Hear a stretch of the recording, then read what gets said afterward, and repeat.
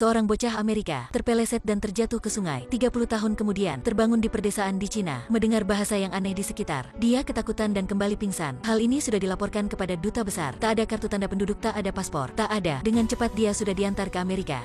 Orang bea cukai mengetuk pintu rumah. Apakah kamu ayah Jacob? Kamu kehilangan anak bukan? Sudah menemukannya. Tak mungkin, anak saya sudah mati 32 tahun lalu. Dia tak bingung. Hanya saat dia melihat anaknya, dia sudah ketakutan. Sebenarnya anaknya telah mati. Berbeda dengan kebingungan ayahnya, ibunya dengan segera menyadarinya. Ibunya menyodorkan tangan dengan gemetar.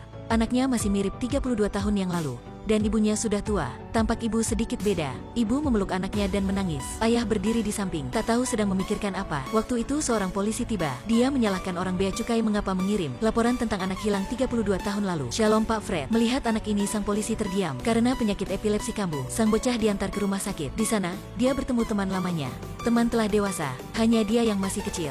Sebenarnya di dunia ini ada hal mati dan bangkit lagi, bukan? Semuanya merasa heran. Dokter memeriksa kesehatan umum si bocah. Dia seperti tak memiliki denyut jantung. Mengetuk stetoskop mendengar detak jantung normal. Bocah ini apakah hantu atau bukan? Ketika semuanya masih bertanya-tanya, sang bocah sudah hilang. Dia melarikan diri ke sungai, kemudian dia hilang di sana. Ayah melihat cepat mengejarnya. Saat berlari, dia kembali pada ingatan masa lalunya. Waktu itu dia masih muda, sering bermain dengan anaknya di sini. Dia pikir waktu akan tersus bersamanya. Bisa melihat anaknya semakin dewasa. Di dekat sungai ada satu pohon, ada lubang di batangnya. Sang bocah mengeluarkan satu hal, yaitu mainan yang ditutupi sebuah kain. Masa lalu diberikan oleh ayah. Lihat mainan ini. Sang ayah terus kembali pada ingatan itu. Di rumah, sang bocah makan banyak. Aku bisa makan terus tidak? Tentu saja, mau makan seberapa terserah. Ibu tidak peduli. Ini pertanda aneh. Dan ayah dengan sikap dingin. Dia sering berkata pada orang lain, si anak ini bukan lagi anaknya. Waktu cepat berlalu. Pada sore hari ayah diam-diam ke kuburan melihat kuburan anaknya 32 tahun lalu.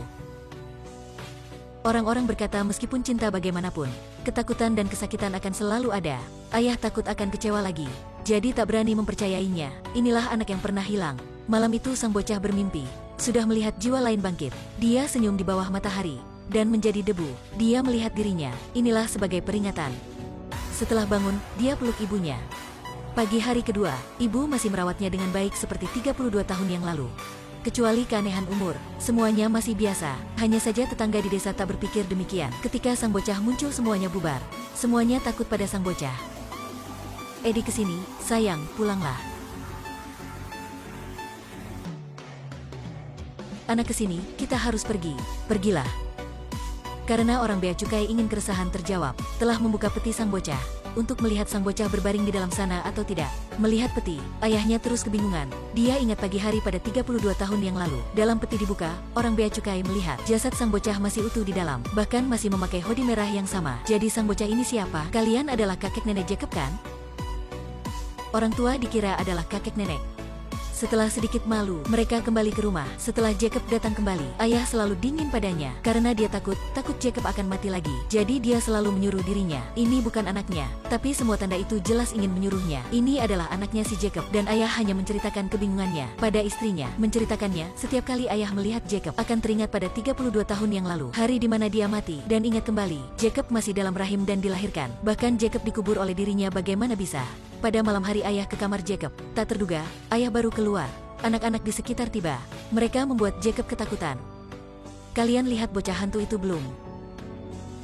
Keesokan harinya, dokter memeriksa Jacob. Saat memeriksa ibu Jacob menemukan Jacob menyembunyikan banyak sampah permen dan kue di tempat tidur. Dibandingkan dengan anak-anak biasa, kemampuan makan Jacob sebenarnya tak wajar. Dan dia tak pernah tidur. Hal ini membuat ibunya cemas. Tapi dia tak berani menceritakan pada suaminya. Meskipun ini pertanda bahaya, tapi bisa bertemu anak lagi. Dia memutuskan mengabaikan semuanya. Pada suasana pagi berikutnya, ibu sedang di dalam kamar keluarga. Ayah sedang membaca koran di sofa. Anak dan temannya sedang main game. Tampak sangat bahagia. Hampir membuat orang-orang lupa Jacob adalah anak yang baru bangkit. Malam hari Jacob ke kamar cari ayah. Jacob berkata dia takut anak-anak lain membuat masalah. Kamu sudah aman. Dan lagi pula dirinya takut diantar ke tempat itu. Takut harus keluar rumah lagi. Apakah mereka akan mengantar aku ke sana? Mereka tak ada alasan untuk antar kamu ke sana. Kenapa kamu berpikir begitu? Percakapan biasa antar ayah dan anak sudah menyentuh hati sang ayah. Dia buka lantai bawah tanah yang dari lama dikunci. Di dalamnya dikeluarkan catatan kecil tentang anaknya. Ada jejak ketika baru dilahirkan. Ada foto sejak kecil. Ayah menangis. Inilah kali pertama dia menangis sepanjang film. Menangis dan sangat sakit hati. Ini adalah seorang pria yang sudah kehilangan anak 32 tahun yang lalu. Dia tak pernah berpikir suatu hari anaknya akan bangkit. Yang ironi adalah dia baru menerima keberadaan anak bangkit. Ada orang bercerita padanya, anaknya mungkin hilang lagi. Hal ini terlalu menyakitkan. Anak baru bangkit tak lama. Nenek juga bangkit kembali. Kenapa? Aku sudah mati, tapi aku kembali bersama nenek. Melihat orang tua sudah mati sejak lama, semuanya terdiam. Terutama ayahnya. Sekarang dia tepat pada usia yang sama saat ibunya wafat.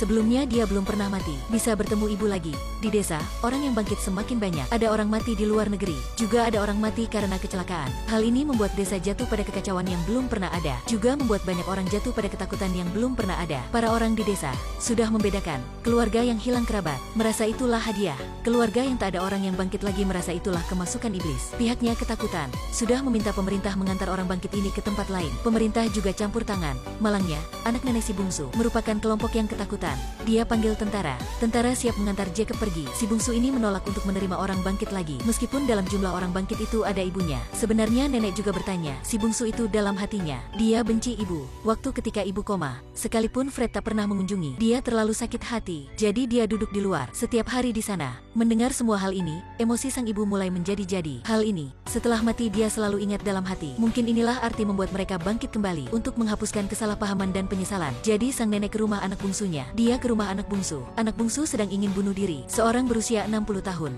Sekarang istri sudah pergi dan hampir pengangguran. Kehidupannya tak seperti yang dia inginkan. Tak ada si ibu ingin melihat anaknya. Ibu adalah apa? Ibu. Kalau betul begitu, semuanya akan menjadi lebih baik. Dia sudah sadar untuk menyadarkan anaknya. Namun berbeda dengan tingkah Jacob. Nenek tahu jelas, waktu di dunia hanya sesaat. Jadi dia pikir banyak cara untuk menyongsong kehidupan anak yang lebih baik. Manusia semuanya akan mati. Kamu harus memperbaikinya. Mungkin tak ada yang tahu. Sampai umur 50-an 60-an masih dihina ibu. Setelah menghina anak, nenek membuat pertemuan keluarga. Dalam pertemuan, 3 generasi duduk bersama. Inilah pertemuan yang tak pernah ada. Nenek tampak sangat senang. Tapi dia sedang menyembunyikan satu hal. Yaitu orang mati. Suatu hari akan lenyap. Ibu kembali, apa pendapat kakak? Aku menemukan aku hidup lebih lama dari ibu. Tapi aku masih merasa dia adalah ibu kita. Inilah serial film Amerika yang belum berakhir. Jadi hanya sampai sini dulu.